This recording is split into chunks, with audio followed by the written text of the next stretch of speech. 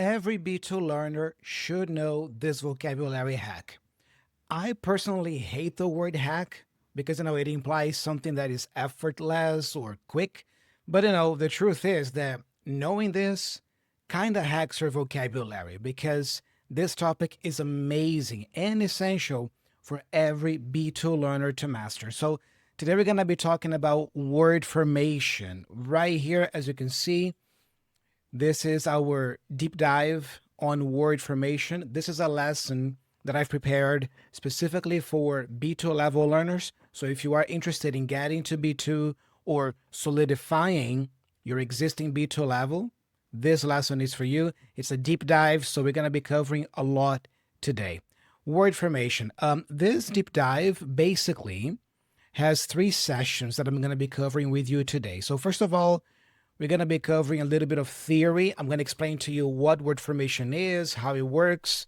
That's session 1. And then the second session of this deep dive is going to be a little bit of practice. I'm going to give you a couple of consolidation exercises. And then to conclude, we have a little quiz. That's a short quiz for you to test your knowledge. Okay. This is a pretty dense deep dive. So as you can see here, this is everything we're going to be covering today.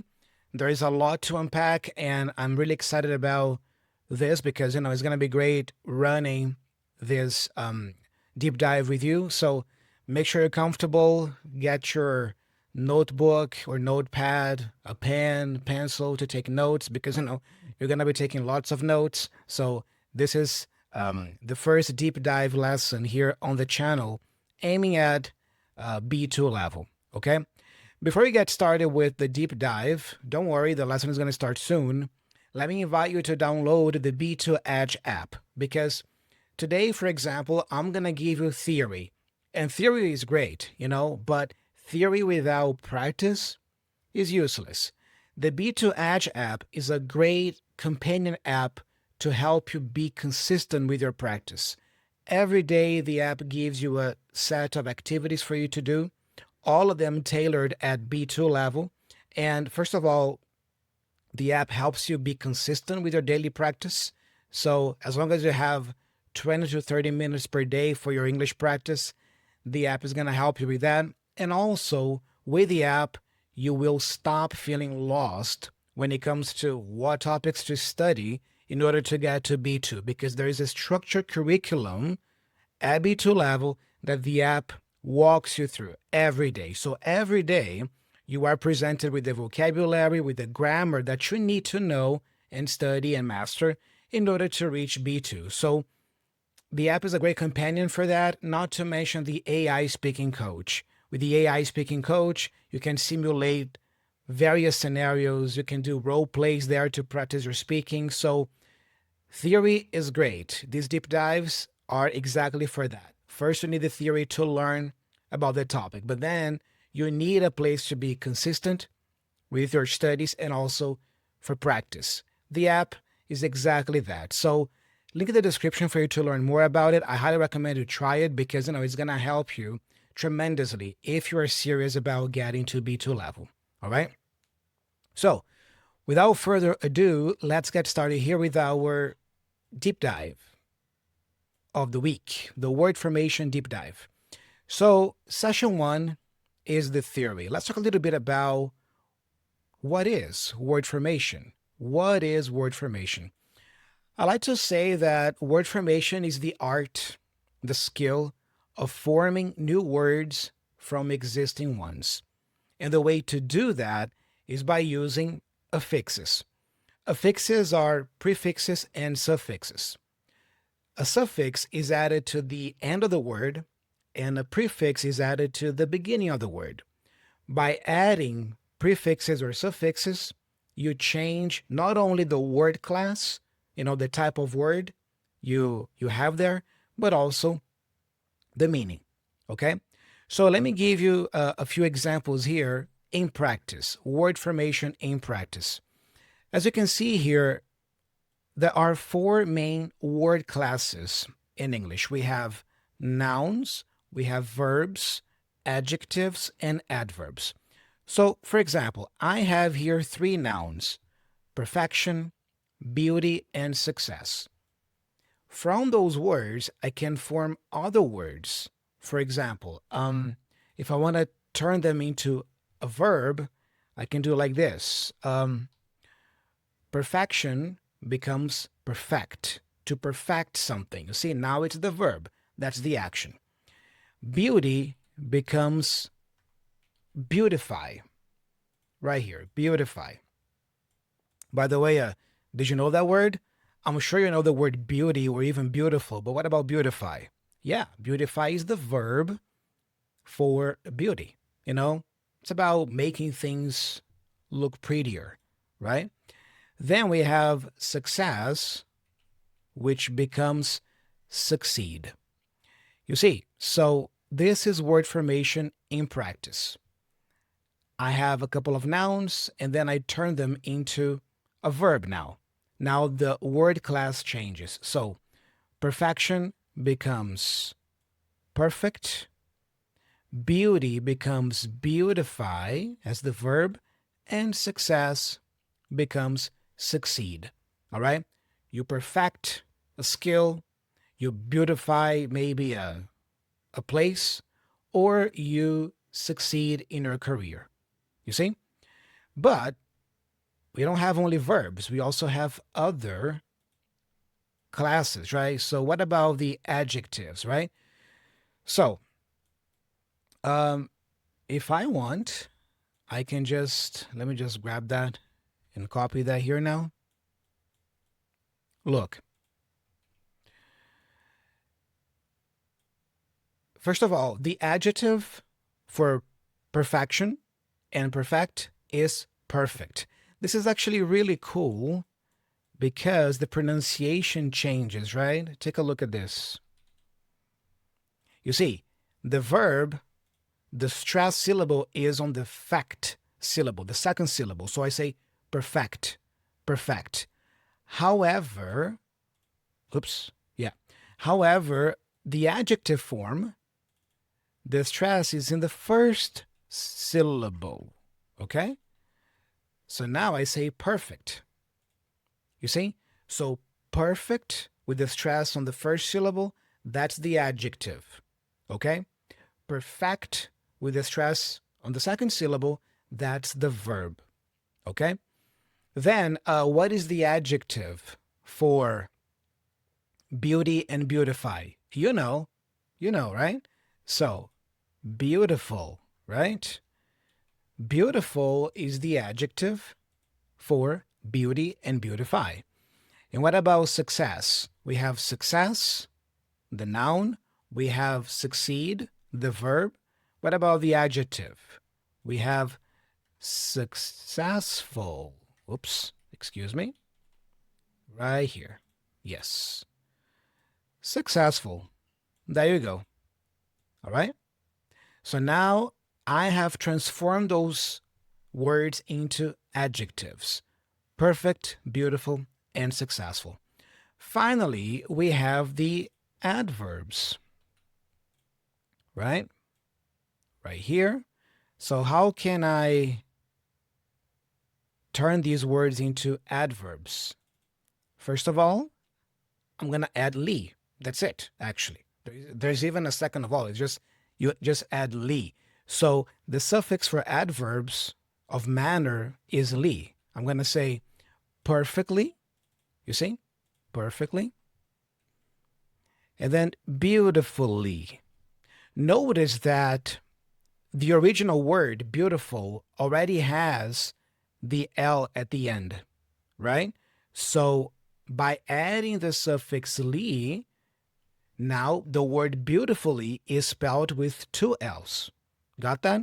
Double L. The same thing happens with successful. Look, the word successful already ends with an L.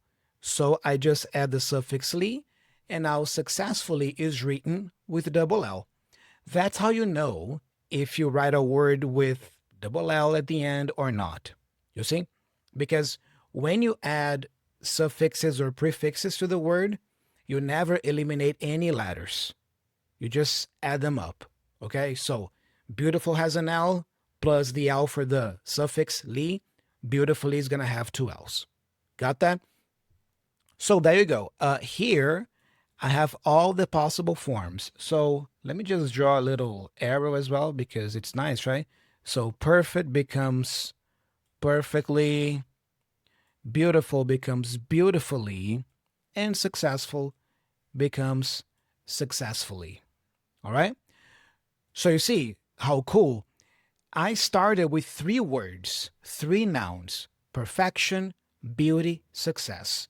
But now I have 3, 6, 9 new words that derive from these first 3. All right? So you can repeat after me now as you're watching me. Come on. Perfection, perfect.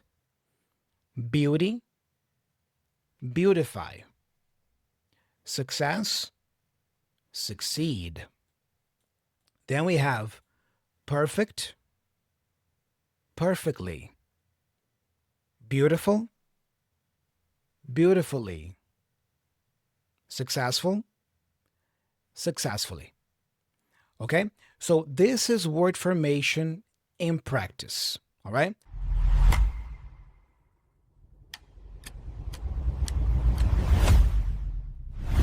But now, let me talk a little bit about why you should care about word formation. Why is that an important topic for you to learn as an aspiring B2 level speaker of English?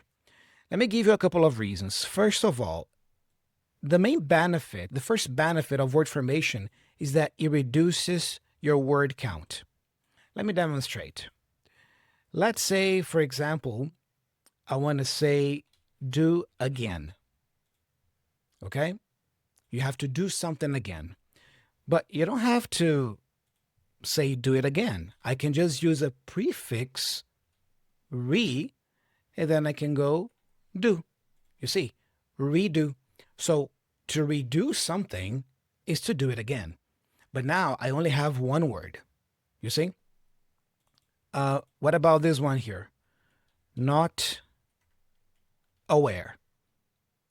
Not aware, I got 2 words. But I don't have to use 2 words. I can just add the prefix un. You see? Un. And now I'm going to have aware. So unaware.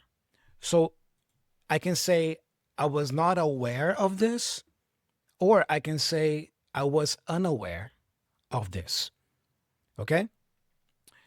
Another one. Look. Work too much. That's interesting, huh? Work too much. That's 3 words. But I don't have to use 3 words if I know my prefixes and suffixes. Look, I can go over the prefix, over, and then work. You see how fascinating? The single word overwork already communicates what 3 words would communicate. To overwork is to work too much. That's the meaning. You see? So, do again, redo. Not aware, unaware. Work too much, overwork. This is awesome because, first of all, it helps you be more concise. You know, to be concise means to be able to communicate as many ideas while using as few words as possible. So it helps you with more concise communication. If you are giving a presentation at work or anywhere else, this is very useful. And also for writing, especially writing, I would say, because have you ever received those very long emails at work? They're terrible, aren't they? But by learning to be more concise, by learning to use fewer words and still communicating a lot of ideas, your emails will be tight, short, and concise. Not to mention exam or exam preparation, because if you plan to take a proficiency exam in the future, let's say the Cambridge B2 first, which is the Cambridge exam that tests your English at B2 level, you're going to have to do a writing test. And usually in those writing tests of Cambridge, TOEFL, IELTS, they give you a word limit. Write no more than 250 words, or write between 140 and 190 words. So they give you the range of words you need to use in that paper. So by knowing this, for example, you can communicate more ideas and not use so many words. Okay, so I would say that's the first benefit of learning word formation. It reduces your word count. The second reason why you should care about this topic is because it also helps with the spelling of long words. Okay, I mean, let's pick the word success, or success. Let's say success, right? Which is the word that we used before, the noun. Look, I start with the noun, success. Notice that I have double C and double S. Okay, how can I write successful? Easy.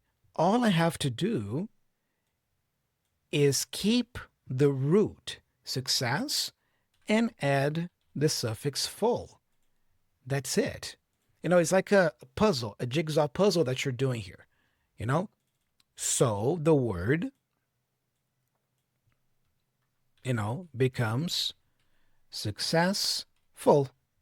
Got that? Really cool, yeah? What about the word successfully? The same thing, you see.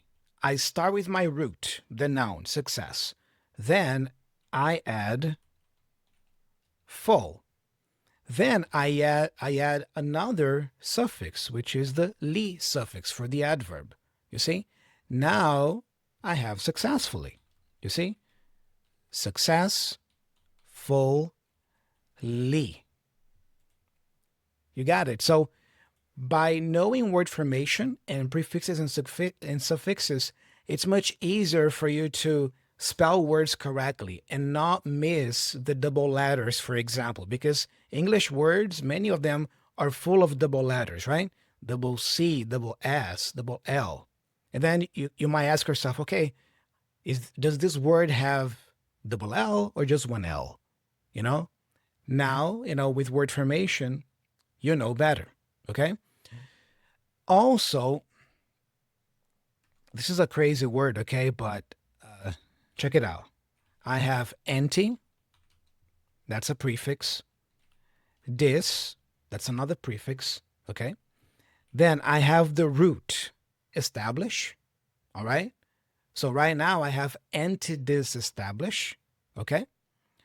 Then anti-dis establish, I have meant, that's another suffix, meant, so establish plus meant becomes establishment. So anti-disestablishment, you see? That's a full word, but I can continue, you see? I have the suffix arian, all right? So now I have mentarian. So establish, mentarian. And finally, I can end with another suffix, ism. Okay? So anti, dis, establishmentarianism. This is a word, by the way. It's one of the longest words in English, in case you didn't know. So let me just write it in full here without the separation. All right? This is really cool, isn't it? But, I'm able to do that because I know my prefixes and suffixes. That's it. So there you go. This is the word right here. Anti-disestablishmentarianism. Can you say that? Try to say that. I know it's a mouthful. Try it. Come on. Anti-disestablishmentarianism. Anti-disestablishmentarianism. One more time. Anti-disestablishmentarianism. Right? By the way, I'm not going to tell you what this means. It's a very specific technical term. If you want to know what it means, just, ask ChatGPT or go to a dictionary and check it out. But it's a real word in English. So that's the second benefit of learning about word formation. It helps you spell, especially long words, correctly. Okay? Let's move on here now. We have the third reason. It also helps you decode meaning of words. For example, look, let's pick the word respectful. Okay? If you think about the word respectful, if you break it down, what do you have? Well, you have respect plus full. You see, so you can think about it this way. A respectful person is a person full of respect. Got that? What about the opposite meaning? Because, by adding prefixes, we can also turn an adjective into a negative adjective, right? Let's say disrespectful. Now it's the opposite meaning, right? Disrespectful. So what do I have here? Let's break it down. I have dis, which is a prefix. Then I have the root respect. And then I have full, disrespectful. So remember that respectful means full of respect.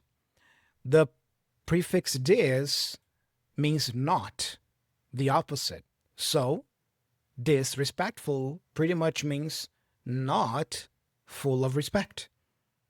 You got it.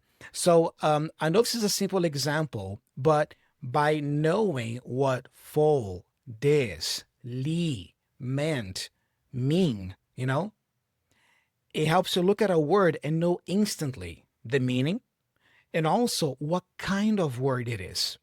Is this a noun? Is this an adjective? Is this a verb? Because there are specific suffixes for each one of those classes. We're going to talk about them soon. Okay?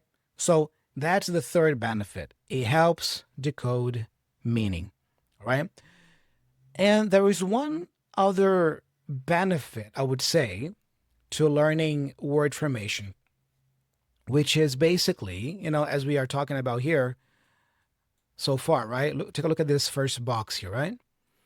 I think one of the greatest benefits of word formation is being able to expand your vocabulary range without necessarily learning new words.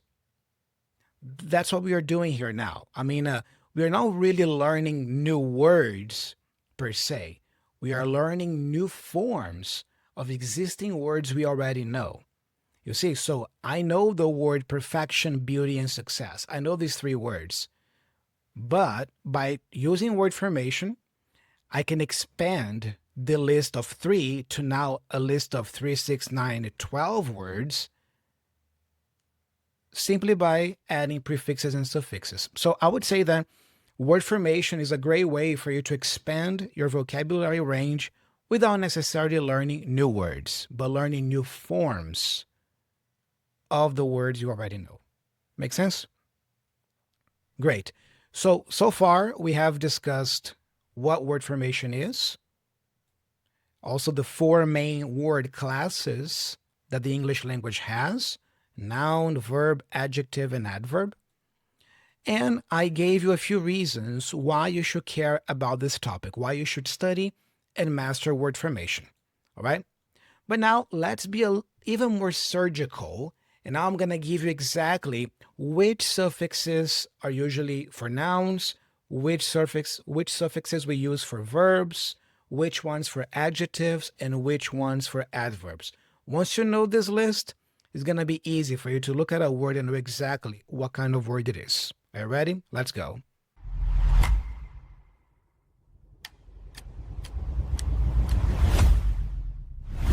All right, now we're going to jump to this section right here, the suffixes. All right. First, let's talk a little bit about nouns. Nouns.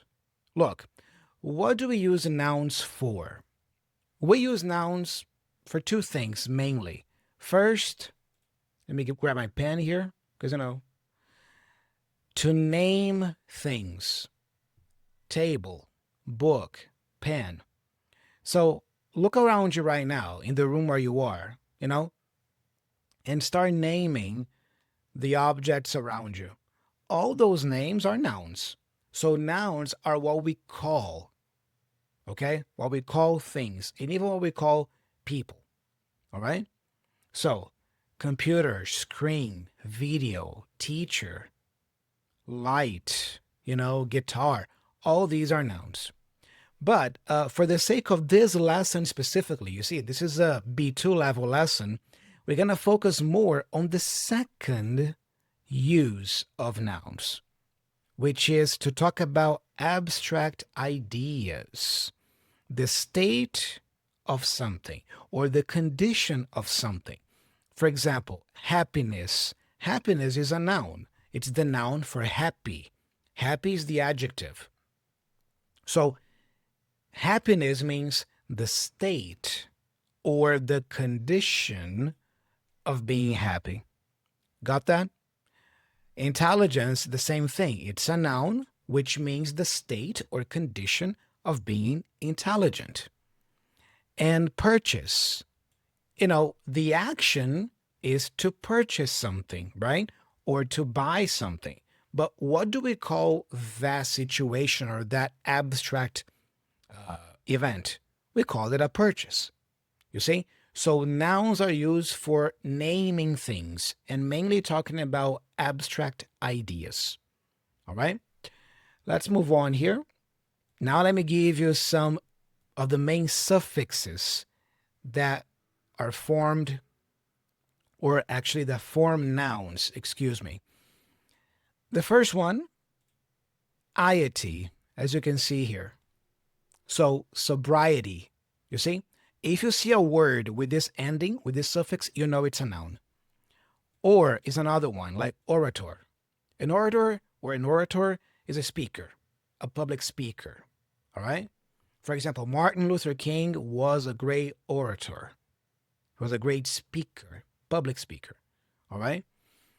The suffix C is also a noun suffix.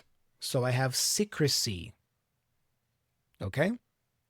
Which is the noun for secret. Secret is interesting because secret is also a noun, but I also have the word secrecy, which is related to secrets, but we use it in a different way.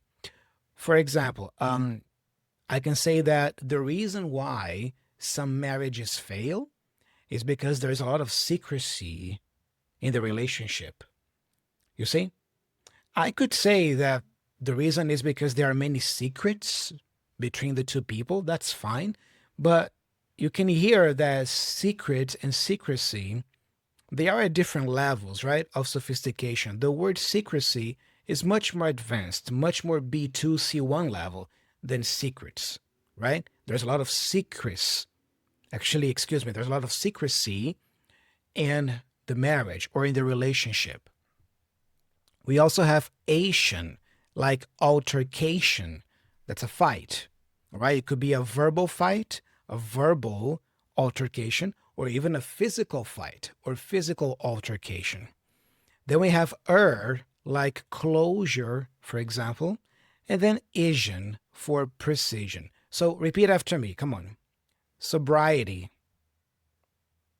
orator, or orator, secrecy, altercation, closure, precision. Okay? Look, I'm not going to define all these words now because otherwise, we're going to stay here for 3 hours. Okay? So if you don't know any of these words, I highly recommend you write them down and then look them up later. Use ChatGPT, Gemini, whatever AI you use, or just use a good old dictionary if you want to check the meaning of any of these words. But know that all these words are nouns. And how do we know they are nouns? Because of how they end, the suffixes. We got more for nouns. Take a look. Repeat after me. Come on. Ship. Membership. Then E. Entry. Ness. Usefulness. You see, useful is an adjective. Usefulness is the noun. Okay? What is the usefulness of blah, blah, blah? You see? Then we have meant, amazement. You see? I'm sure you know the word amazing. I'm sure you know amazing. But did you know amazement? You see? Then ism, we got optimism, itty or itty in American English, we would say simplicity. Okay? So again, repeat. Membership, entry, usefulness, amazement, optimism, simplicity. Very good. Moving on, we got some more. We have a lot of noun suffixes. Here we go. Come on. Ist, psychologist, ens, dependence, boredom, payer, payee, and hood, adulthood, or adulthood. All right? So, for example, boredom is a great word. I'm bored. You see, I'm bored now. I'm feeling bored. This is an adjective. But if you are bored, it's because you are experiencing boredom. You see? Boredom is the noun for bored. These two are also really cool. We have and e. So payer is the person who pays for something. The payee is the person who receives the payment, who receives the money. Payer, payee. Got it. And from that principle, we also have words like employer, employee, right? The employer gives the job, employs the person, right? The employee gets the job and works at the company. So payer, payee, employer, employee, interviewer, interviewee. You see? Franchisor. You see, franchisor or franchisee. Same principle here. Got it? And adulthood. Adulthood is the state of being an adult. All right? Just like childhood, right? Let's move on here. We got some more.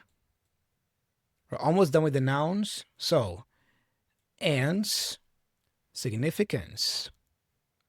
O, renewal. Udge, breakage. All right? So, when you break something, what do we call that situation? That's breakage. You see? Breakage is the noun for break. All right? So that's it for nouns. All right? These are the main suffixes that we use in English to form nouns. You pretty much need to memorize them, and you need to also look up other words that have the same endings here. Okay?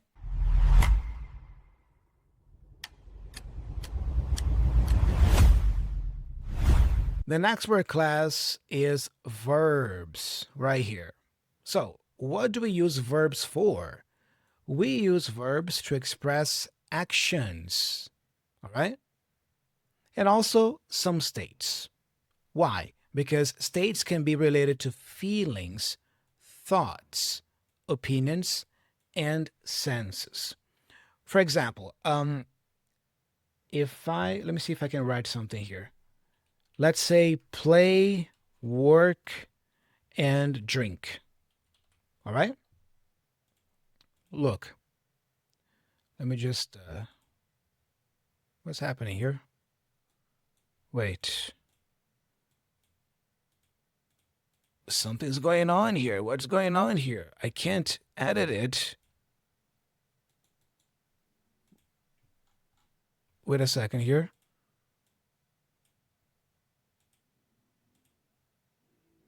Oh, okay. All right. So, going back here, yeah? Play, work, and drink. Play, work, and drink, if you think about it, they are actions, right? To play a game, to play a sport, work, drink, they are actions, all right? However, what about love? Love is not really an action, it's a feeling. right? I love this movie. I love this food. You see? Or even the verb be, to be. To be is not an action. It's just a state, right? I am. It's the state of being, right? What about let's say think? You know, think. If you think about think as the state, is not an action. All right. Now, there are some exceptions to this. For example, if you're using thinking as considering, then you could consider that an action. Like, I'm thinking about traveling next year. You see, but I'm thinking about traveling next year. This is actually an action. Yeah, it means consider, you know? But if I just say, I think so, or I don't think so, or I think it's right, this is more the state. All right. So look, actions, play, work, drink. States, love, be, and think. Just a few examples. All right. That's verbs. Let's move on here now to some of the suffixes that we use for verbs. Look, we just saw that ation is used for nouns, complication. But if I go it, now I have the verb complicate. You see? Noun, complication. Verb, complicate. Economy, E, remember? That's a noun. But if I use the suffix "-ize", economize, now it becomes the action or the verb. Okay? Let's move on here now. We have some more. Look. Verb suffixes. Like I just told you, ut or ate, right? Dominate. That's the verb, the action. N, shorten. You see? Amazing, right? Because, short is the adjective. He is short. He is not tall. But to shorten something is to make something short or shorter. Oh, the director decided to shorten the movie because it was too long. You see? Shorten the movie. Then we have ify, which is beautify. For example, we just discussed that at the beginning of the lesson today. And eyes, like economize. There's a little note here for you to remember. Okay, remember that eyes with S-E, right, is more common in British English, okay? In British English, people would spell it I-S-E. But in American English, it's more common for you to see I-Z-E, all right? These conventions of spelling are also very important for you to master because it's important that you pick a variant, and you are consistent with it, all right? So if you are writing an essay, for example, or an email, it's not a good idea for you to write in one paragraph, economize with S, and then in the same text, but in another paragraph, you write economize with Z. You see, it shows inconsistency in style. So you want to avoid that. So pick a variant, either American English or British English that you like best, and be, consistent with that one. Okay?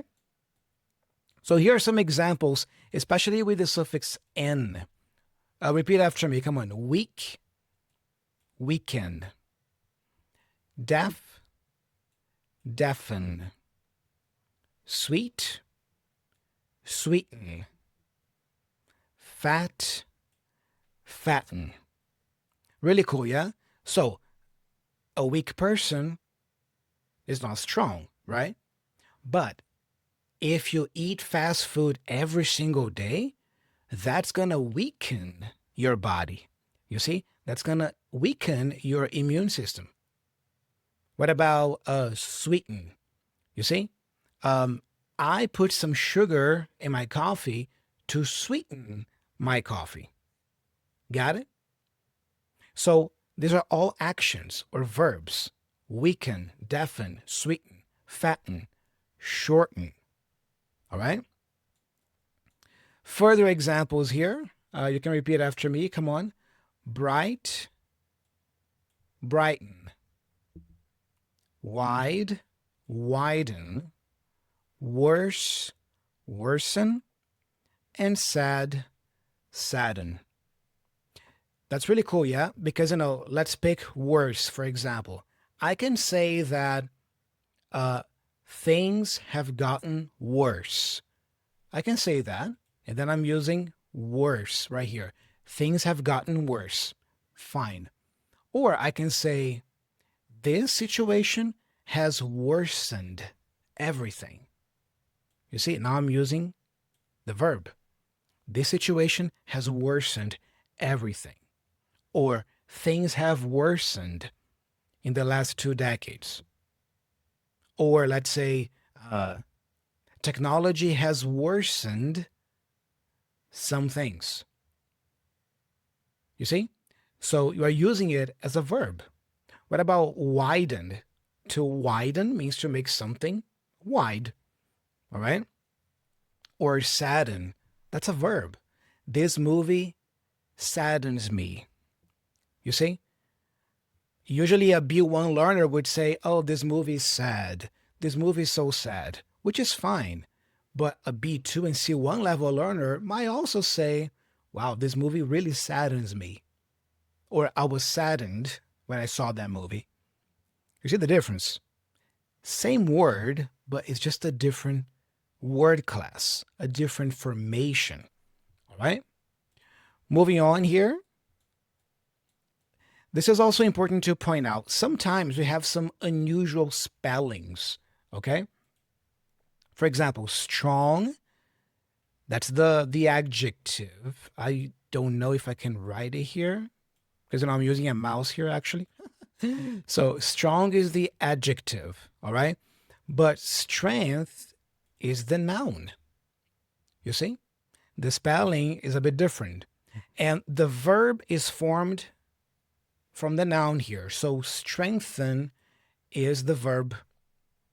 All right? Let me try to make a V that is a bit prettier. There you go.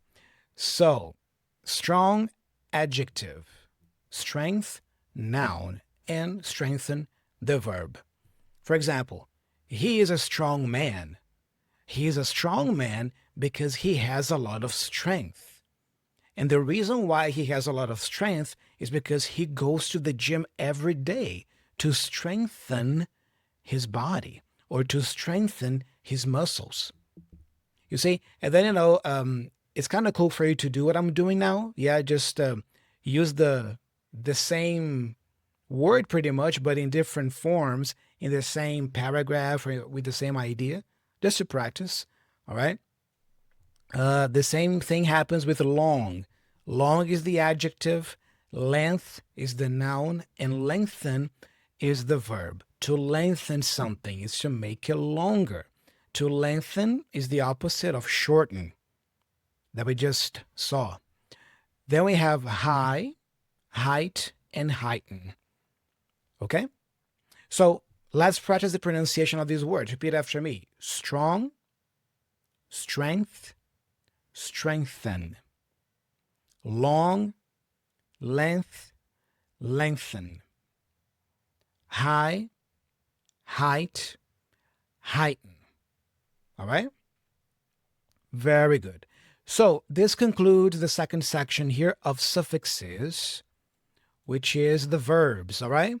Now, let's talk about the next word class, adjectives.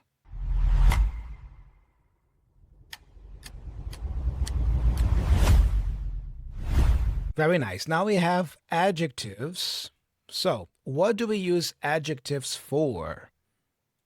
We use adjectives to give a quality, a trait, or a characteristic to things. Characteristic to things, people, and places. Okay? So, look at this example. I have drink, the verb, plus able, the suffix. It becomes drinkable. Drinkable is the adjective for drink. I could say, is the water drinkable? In other words, can I drink this water? What about forget? Forget is the verb. Then I have the suffix ful. It becomes forgetful. My grandma can be quite forgetful at times. You see, a forgetful person is a person who forgets things. Got that? Let's look at more examples here. For places now, look, charm plus ing becomes charming. There is a charming bookstore downtown. You see, the word charming here is given a quality to the noun bookstore. What kind of bookstore is that? It's a charming bookstore. You see, I'm giving a quality, a trait, a characteristic to the bookstore. That's what adjectives are used for. So now let's look at some of the main adjective suffixes. We have ori, introductory. This is an introductory course. You see, what kind of course is that? It's an introductory course because it gives an introduction on this topic. Got it? Introduction is the noun. Introductory is the adjective. And introduce is the verb. Then we have less, sleepless, able, approachable, and persistent, ative, argumentative, ill, managerial. That's a very professional word, by the way, managerial. She applied for a managerial position in the company. What is a managerial position? It's a position, the position of a manager. You see? A manager holds a managerial position. Got it? Sleepless is also a common adjective, especially with the word nights, right? Sleepless nights. I've been having sleepless nights lately. It means I haven't been sleeping very well lately. Sleepless nights. All right? Moving on, we have some more. Check it out. You can repeat after me if you want. Ick, allergic. Us, you see, us, okay? The suffix here is pronounced us, not os. It's not os, okay? So us. I say luxurious, luxurious. Be careful with that because, especially Brazilian learners, I see sometimes, they go dangerous and famous. No, it's us, dangerous, famous, okay? Then E, I have chatty, all right? It's interesting because, E is also used for nouns, remember, like entry, as we just saw, but it can also be used for adjectives like that, chatty. A chatty person is a person who likes to chat, who likes to talk a lot. Then we have able, comprehensible, and golden. Okay, so and could be for verbs like we just saw, strengthen, shorten, but also for adjectives, golden, for example. And then if, comprehensive. All right? By the way, don't confuse comprehensible with comprehensive, okay? If something is comprehensible, it's easy to understand, okay? It's easy to comprehend. Now, if something is comprehensive, it is complete, okay? This book offers a comprehensive account on the facts, or this course is a comprehensive, this course offers a comprehensive, I don't know, let me go back. This is a comprehensive course about blah, blah, blah. You see, that's a better example. This is a comprehensive course about blah, blah, blah. So it means that that course is really complete related to that topic. So It's not just going to cover a few things, it's going to cover everything, like A to Z. It's a comprehensive course or book or material. For example, this deep dive that we are having today here on word formation is a comprehensive deep dive, as you noticed. Yeah, we are going through every little detail related to this topic, regarding this topic. All right? We also have these right here. So ish becomes childish, like a childish behavior. If a person has childish behavior, the person behaves like a child. Aryan, like authoritarian, you see? And then ent, significant, right? So these are some of the most common suffixes for adjectives, all right? So we have already covered nouns, verbs, and adjectives, but there's still adverbs to be discussed. So let's do it now.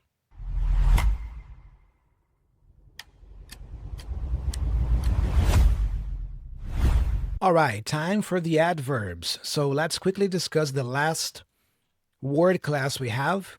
What do we use adverbs for? We use adverbs to describe how actions happen. For example, she sings folk songs.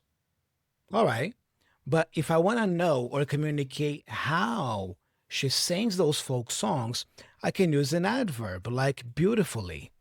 She sings folk songs beautifully. You see? So remember this. Adverbs always answer the question how. Okay? How something is done, how an action is performed. She sings. Okay. Sing is an action. How does she sing? She sings beautifully. You see? Or he wrote the book. All right. How did he write the book? He wrote the book perfectly. You see? So that's why we call it adverbs, okay? Because while, look, let me go back here a little bit. While adjectives, remember adjectives right here, while adjectives are about things, people, and places, right? Adverbs are about, you guessed it, right? The verbs. You see? Sing. You see? So the adverb here, beautifully, is directly connected with the verb sing. All right? So remember this, the adjective gives a quality to a person, a place, or something, an object. An adverb gives a quality to the verb, how the verb is performed. That's it. All right? So, just to illustrate that some more, here's the difference, yeah? He's a perfect swimmer. Perfect is the adjective. All right? Now, he swims perfectly. Perfectly is the adverb. All right? So in the first sentence, if I say he's a perfect swimmer, I'm talking about him. Okay? Perfect is about the person, he. He is a perfect swimmer. But if I say he swims perfectly, I'm talking about the action, how he swims. You see? He swims perfectly. That's the main difference between adjectives and adverbs. Here's another example here for you to look at. My friend can be careless on the road. You see, careless, the adjective, is about what? It's about my friend. My friend is careless. Okay? Now, my friend can drive carelessly on the road. Carelessly is about how he drives. He drives carelessly because he is a careless driver. Got it? Really nice, really nice. So here we have some examples. By the way, when it comes to adverbs of manner, the main suffix you're going to use most of the time is going to be li. There are a few others, but li is the most common. So repeat after me. Come on. Calm, calmly. Easy, easily. Quick, quickly. Careful, carefully. You see that carefully has double L. Why? Because careful already has the L. I just add li, and now carefully has double L. Then we have successful, successfully. Angry, angrily. Got it? So an angry person does things angrily.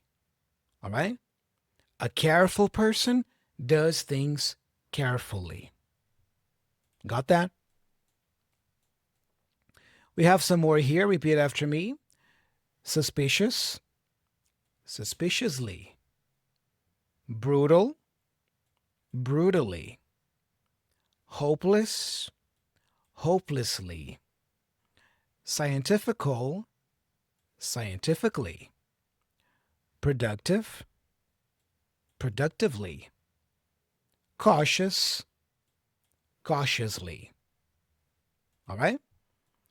Let's move on. We also have linking adverbs. Look, surprisingly, look at that. The movie turned out to be surprisingly funny. This is interesting to point out. Look, funny is an adjective, right? Surprisingly is an adverb, okay? In English, it's quite common, actually, for you to have this combination of an adverb and an adjective. It just gives more information. Look, I could say the movie turned out to be funny. I can eliminate the adverb and just keep the adjective. The movie turned out to be funny. All right. But if I add the adverb before the adjective, I say, the movie turned out to be surprisingly funny. You see, I'm communicating more in my sentence, aren't I? Because not only did I find the movie funny, but I also found it surprisingly funny. Like, I was surprised that the movie was funny. You see, so just by adding one extra word, I already communicate more than just the movie turned out to be funny. What about unfortunately? Unfortunately, it ends with a li, right? Well, it is an adverb, in case you didn't know. So, unfortunately, nobody bought the product. All right? Here's a couple more.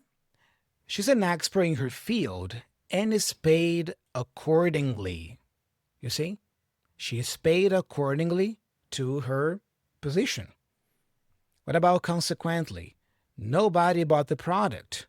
Consequently, the company went under. You see, all adverbs. Now we are using them as linking words, right? Linking adverbs to connect one sentence with the next. This is crucial knowledge for you to know at B2 level and above. How to connect your sentences in speech and also in writing. Okay?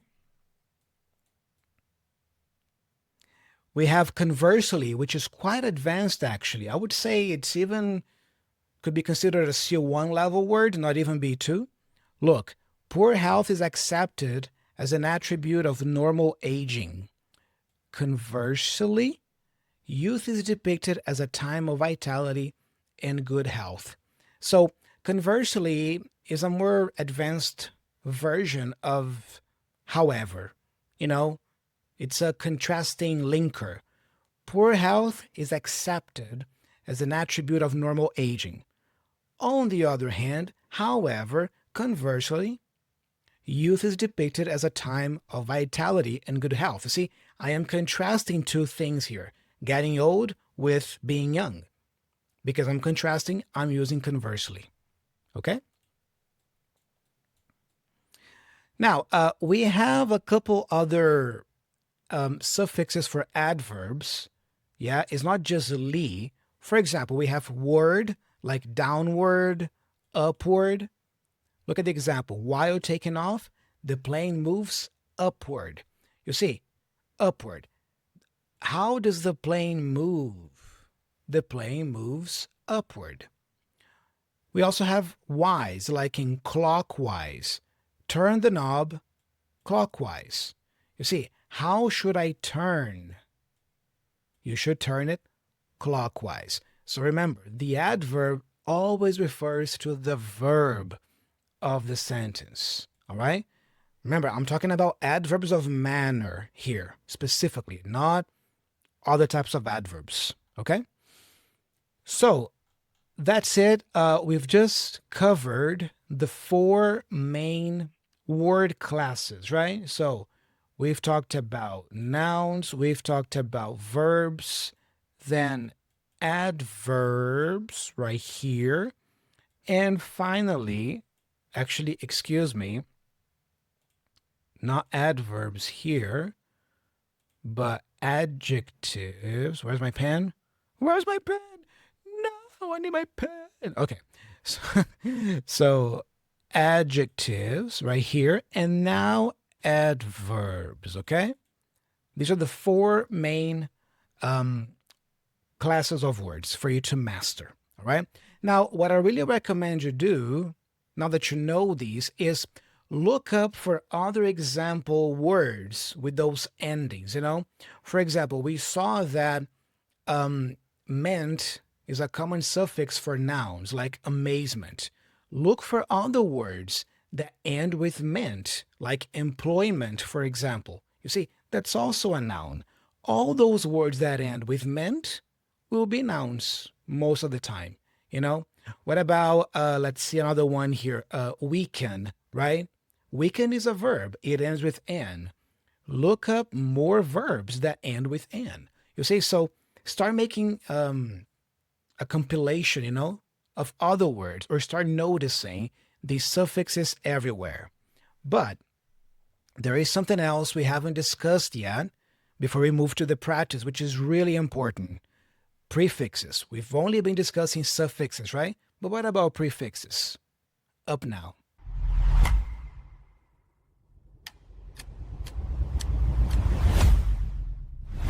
All right, time for prefixes. So, talking about prefixes here, remember that prefixes, they are added at the beginning of the word.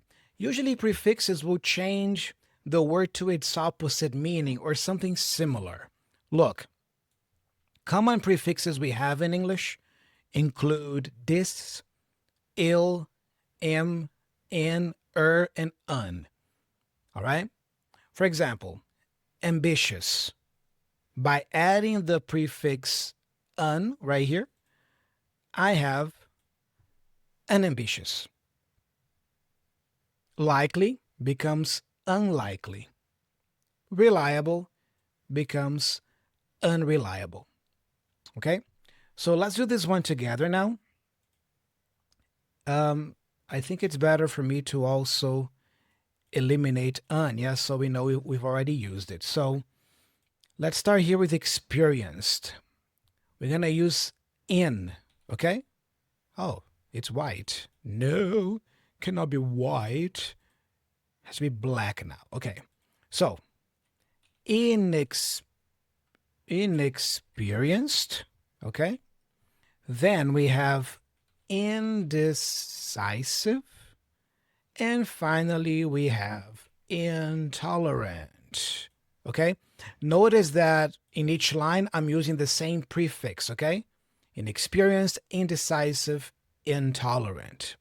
Let's continue here. We have legal, logical, and legible. So now I'm going to use ill, the prefix ill. So illegal. Legal, illegal, right? Then logical, illogical. All right. Notice also that I'm not eliminating any letters. I'm just adding letters. That's why illegal has a double L. Illogical has a double L. Legal already has the L for li, right? By adding the prefix ill with another L, illegal will have 2 L's. Got that? And finally, we have illegible. All right? So something illegible is something that you cannot read. It's written poorly, it's not clear, it's illegible. All right? Then we have, oh, let me eliminate here. Yeah, we have ill, done, and we also have in, done, right? Now we have moral. So, same principle. I'm going to use M, the prefix, right? Double M.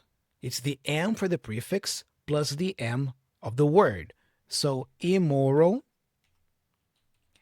immature, immortal. All right? Really cool. Okay, so M is done. Now let's see what we have next. Practical. All right. Practical is the same, actually. We're going to use M. Okay, so impractical, then impatient. Okay. And then we have imperfect. Moving on.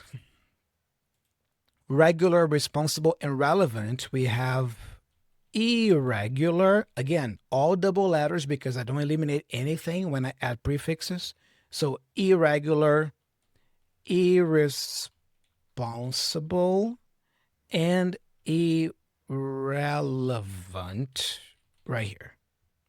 All right? You see how word formation also helps you know how to write the words? Yeah? I'm just giving you the rules here, yeah? We don't eliminate anything. But by thinking in prefixes and suffixes, it's much easier for you to spell words correctly in English.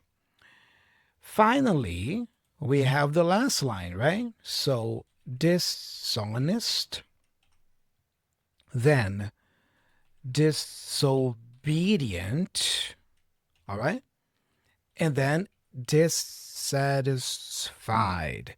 Now, do you understand why dishonest, disobedient only have one S, but dissatisfied has two S's? Now you know, right? Because the word satisfied already has an S, you see? Plus the S for the prefix dis. Dissatisfied has double L, or double S, excuse me. A double letter, I wanted to say. All right? Guys, it's been a while already in this deep dive, so, bear with me, okay? But, I hope you are enjoying it, and I hope you are learning a lot today, okay? All right, so now I guess a little pronunciation wouldn't hurt, right? So repeat after me, come on. Ambitious, unambitious, likely, unlikely, reliable, unreliable, experienced, inexperienced, decisive, indecisive, tolerant, intolerant, legal, illegal, logical, illogical, legible, illegible, moral, immoral, mature, immature, mortal, immortal, practical, impractical, patient, impatient, perfect, imperfect, regular, irregular, responsible, irresponsible, relevant, irrelevant, honest, dishonest, obedient, disobedient, satisfied, dissatisfied. Really cool, yeah? Oh, by the way, a little pronunciation tip. The prefix dis is pronounced dis with an S sound, okay? Dis. So when you put it in words, make sure you keep the S sound, okay? So you have to say dishonest, not dishonest with a Z, okay? You have to say disobedient with an S sound, not disobedient. So remember that, all right? And here below, we also have a few more common prefixes in English. Repeat after me, come on. Ex-wife, extraterrestrial, hypermarket, microelectronics, misspell, oversleep, prehistoric, postgraduate, rewrite, undercook. All right. So X, oops. So X means before, right? So ex-wife, ex-husband, ex-boyfriend, ex-girlfriend. But another great word that you can use here is the word former. Hopefully you can read that because I'm using a mouse to write this. I still got to buy a pen, like a digital pen, but former, okay? Former has a similar meaning to X, okay? But I would say that it's more common for you to use like, former president, former CEO, yeah, usually positions like that. Let's say that for relationships, you're going to say ex, like ex-wife, ex-husband. But for other, let's say, positions, especially more formal ones, better to say former, okay? Former president, former principal, former teacher, okay? Then we have extra. Extra is pretty straightforward, right? Extraterrestrial means not on this terrestrial realm, you see? It's extraterrestrial. Hypermarket. Hyper is something big, large. So a hypermarket is a very big market, right? Microelectronics, something micro is something very tiny, very small. So microelectronics, electronics that are small. Misspell. Miss is an interesting prefix because the idea for miss is usually to do something wrong or wrongly, You do the thing, but you do it incorrectly. For example, if you spell a word, okay, you spell the word. If you misspell the word, you spell it, but wrong, incorrectly, okay? Another example could be misunderstand. If you misunderstand something, you understand something. You understand it, but you understand it incorrectly. For example, I thought the test was going to be today, but the teacher actually said the test was going to be tomorrow. So I misunderstood. You see? Now, oversleep. We've already talked about over at the beginning of the deep dive today. Over means too much, more than necessary. So if you overwork, you work too much. If you oversleep, you sleep too much. Got it? If you overdo something, you do too much of it. If you overeat, you eat too much. All right? Pre means before. So prehistoric, before history as we know it, right? Post means after. Postgraduate course is the course after the graduation, the main graduation. Then rewrite. Re means to do again, like rewrite, redo, replay. And under is the opposite of over. If over is too much, under is not enough, not sufficient. So undercook, not cook enough. So this meat is undercooked. It's not cooked enough. It's probably bleeding, it's red. All right. So that's it. Now we have already covered also the prefixes. Now you have all the arsenal you need to do well with word formation and start transforming the words by yourself. We have just looked at suffixes and the main prefixes. But now let's do a little practice, shall we?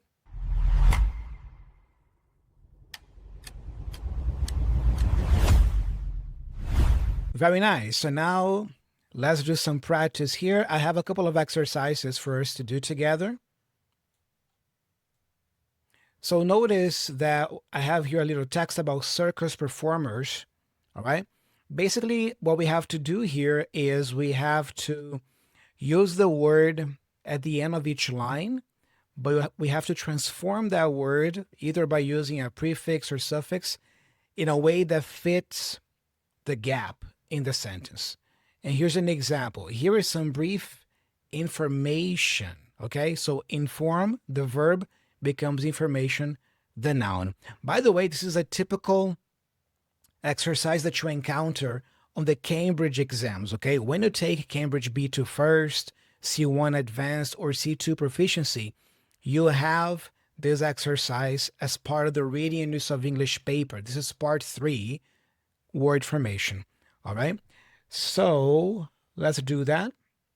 You can do it along with me, okay? Circus performers. Here is some brief information for anyone thinking of following a career in the circus. There is, of course, a wide range of jobs available. Trapeze, artists, acrobats, clowns. What can I put this? Actually, what can I put here? Yeah, magic. Let's say magicians, right? So, magicians. There you go. Magicians. This is a little bit too big, isn't it? Can I reduce the size here a little bit? Yeah, I think this is prettier. Don't you think? Magicians. So, trapeze artists, acrobats, clowns, magicians, fire eaters, and tightrope walkers are all to be found in the big top. All right? A few circuses train their own performers, but usually they are more, I have to use interest, all right? More interested, right? They are more interested in someone who can already demonstrate a circus-related able becomes ability, right? A circus-related ability or skill. Circus schools are the best way for aspiring artists to develop their talents and can be either connected to a large circus or else totally, okay, let's say dependent, right? But here's what's interesting. The word is dependent. That's correct. Dependent, okay? But looking at the context here, I think independent makes more sense, right? Look, can be either connected to a large circus, okay? Or else totally independent performer. Got it? So let's add the prefix here for the opposite meaning, okay? Independent. That makes more sense. All right?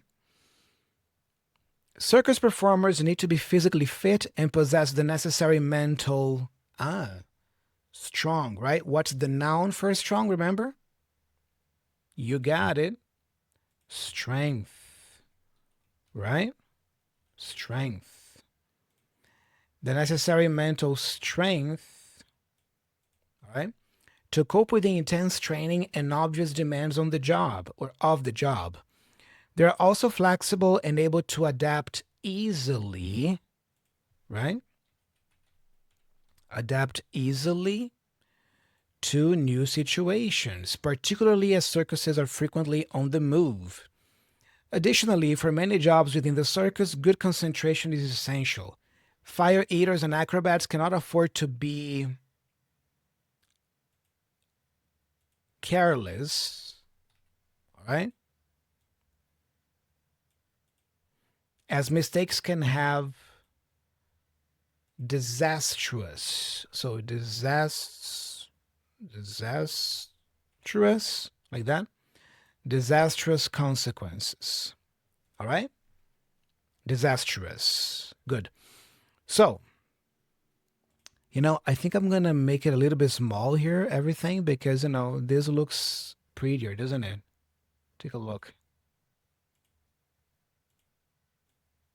Yeah, that looks much better. Yeah, perfect.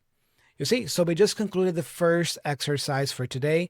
There's another one here before we go for the quiz. So monorails. Let's do this one together as well. All right, monorails right here. Monorail systems are frequently associated with airports, zoos, and amusement parks. They can, however, also be integrated into a city's main transport infrastructure, and in recent decades, look, Signify, I can go significant, right? That fits the context nicely. A significant number have been built around the world for this purpose. In particular, there are numerous examples. Numerous examples in Asia. You see, numerous examples means many examples, various examples, okay? Numerous examples in Asia, with Japan leading the way. Elsewhere, Sydney, Moscow, and Sao Paulo. Oh, Sao Paulo, Brazil, look at that. That's my hometown, by the way. All have modern monorails. Perhaps the most unusual unusual system in operation was also one of the first to be built. Oh man, I don't speak German. Anybody there speaks German? Is it Schwebebahn? Schwebebahn? I don't know. In Wuppertal, Germany. Maybe I should learn German, you know. Whose trains are suspended from its track. Was opened in 1901. Monorails run over short distances,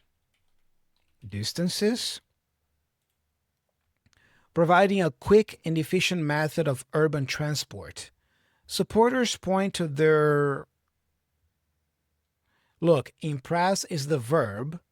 We need to use an adjective here, yeah? What's the adjective for impress? Impressive, all right? To their impressive safety record and the fact that because they are electrically powered, they have an environmental advantage, all right? So I write the word environment, which is a noun, and I just add the suffix "o" for the adjective. You see how simple that is to spell the words correctly? So it becomes environmental, all right? They have an environmental advantage over other more polluting forms of city transport. They're also... Look, my initial instinct would be to say expensive.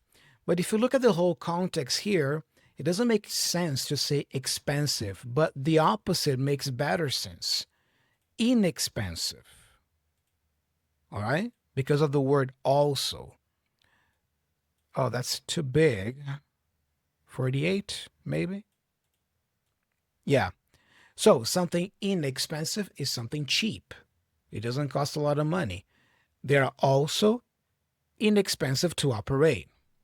However, among the objections to monorail systems are the high costs of construction and the unpleasant appearance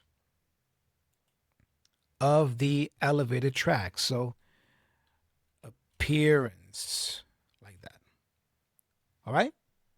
Very nice. So, here are a couple of exercises here. You know, typical from Cambridge B2 first, if you ever take the exam, which I highly recommend. But now it's time for your quiz. Now, I'm not going to help you. I'm not going to do anything. You have to do the work. Are you ready? Let's do it.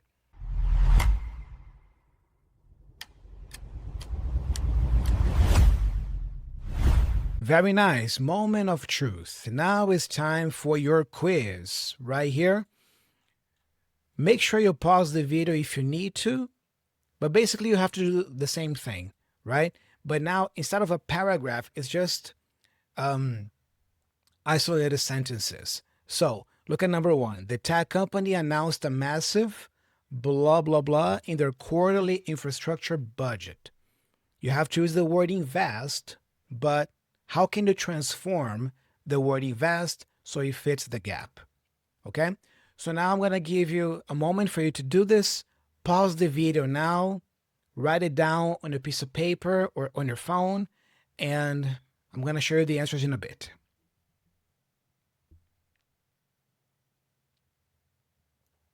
Okay, I hope you pause the video, yeah, because I'm going to give you the answers now. All right. So if you don't want to see the answers yet, just pause and do it first. But now let me give you the answers. Look, the tech company announced a massive investment in their quarterly infrastructure budget. Very nice. High achievers know that a lack of sleep can severely weaken your ability to focus. All right? To scale your business effectively, you must learn to automate repetitive tasks. All right? As a matter of fact, I think it's better for me to write it down so, it's easier, right? So, investment is the first answer right here. Can I make it bigger? Yes, I can. Sure can. I don't know if that's big enough for you to see, though. Yeah, I think so, right? So notice that I just take the word invest and I add ment, investment, okay? Just like weak. For the verb, I add "an," the suffix, and now I have weaken, all right? Then repetitive tasks, repetitive tasks. Let's see here the other ones. The operations team managed the crisis brilliantly. So I'm going to write brilliant, just like the parentheses, but I only add "ly," brilliantly. You see? Leaving a negotiation early because you lose your temper is highly unprofessional. Yes, it is, my friend. Unprofessional. So here, basically, I just need to add "un," right? The prefix. The new software update was unfortunately delayed due to a critical server error. So, unfortunately, okay? Unfortunately delayed. Notice that I just picked the word fortunate. I add "un" at the beginning and "ly" at the end. That's it. You see? It's very simple to write it down. She has the ability, or in American English, ability, right? She has the ability to analyze complex data sets and extract actionable insights.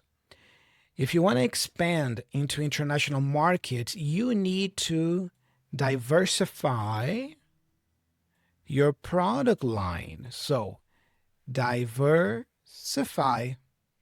Okay? Another verb, right? I'm using the suffix "ify" to form the verb. Diversify your product line. Delegating low-value tasks is beneficial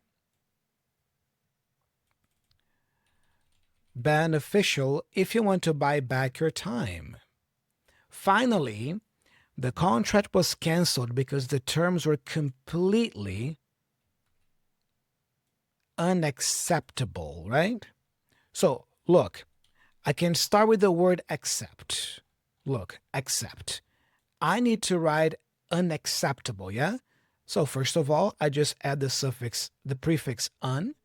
Now I have unaccept. And now I add the suffix "able," like that. And there you go.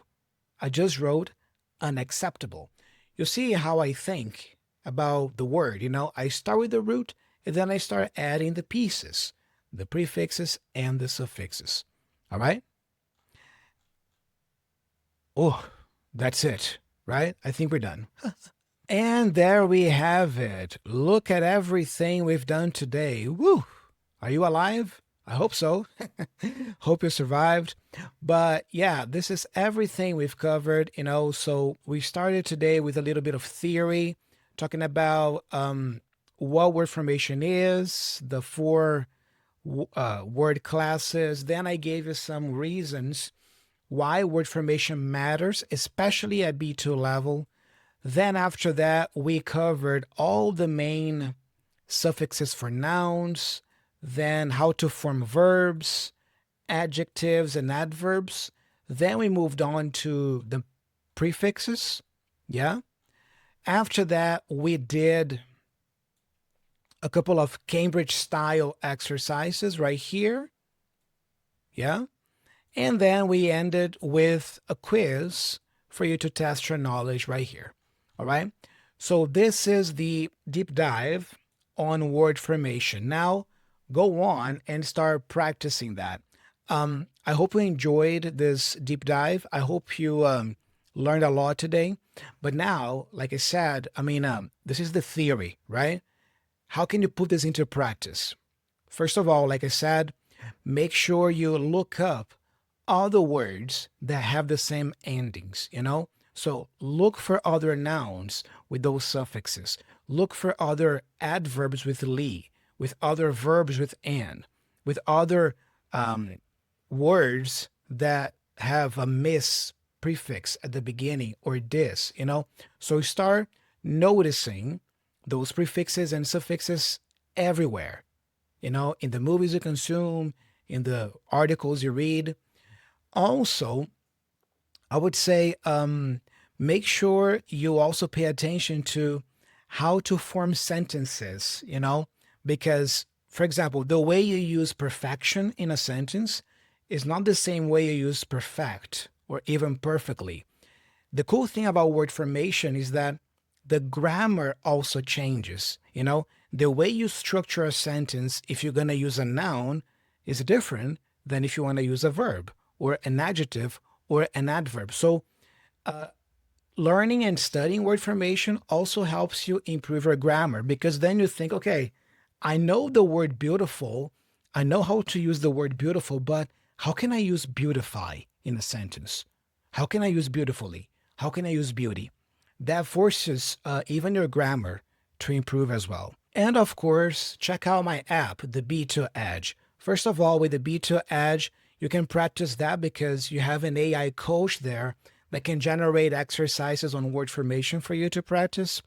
You can practice speaking by simulating role play scenarios, and you follow a structured curriculum every single day, short activities for you to practice your English at B2 level.